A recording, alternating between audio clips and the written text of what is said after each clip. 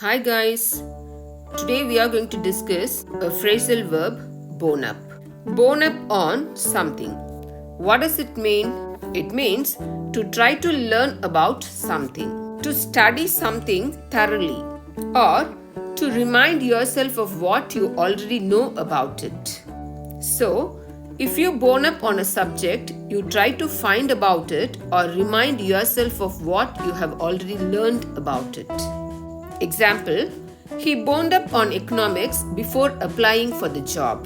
It means he tried to learn about economics before applying for the job. He studied economics thoroughly before applying for the job. Number 2, Rani had boned up on the city's history before the visit. Means Rani studied the history of the city before the visit.